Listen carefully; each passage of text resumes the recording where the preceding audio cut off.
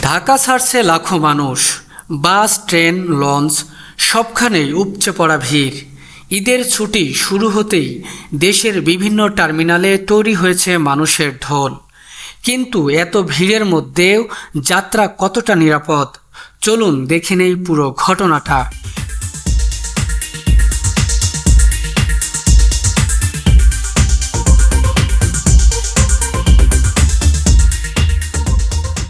ঈদের ছুটি শুরু হতেই রাজধানী ঢাকা থেকে গ্রামে ফেরার হিড়িক পড়ছে।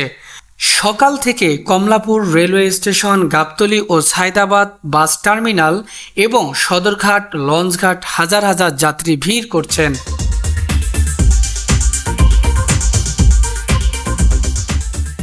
বছর পরে ভাবতেছি এবার হয়তো জ্যাম হবে না।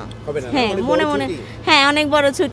অনেক যাত্রী জানান পরিবারের সাথে ঈদ উদযাপন করতে তারা আগেভাগেই রওনা দিয়েছেন, কিন্তু অতিরিক্ত ভিড়ের কারণে অনেককে দীর্ঘ সময় অপেক্ষা করতে হচ্ছে।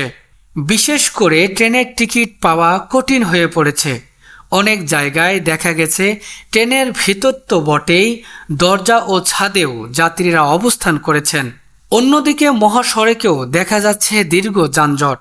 ঈদের ছুটিতে সবাই একসাথে বাড়ি ফিরতে চাইলেও এই ভোগান্তি আরও বাড়তে পারে বলে মনে করছে যাত্রীরা। টিকিট নিয়ে আপাতত এখন পর্যন্ত কোনো সংকট নাই, তবে রানিং যে গাড়িগুলো আসতে অগ্রিম টিকিট দিচ্ছে না, কিন্তু রানিং লঞ্চে সিট পাই, ভালোভাবে যাইতে পারি। গাড়িতে টিকিটের জন্য ব্যবস্থা।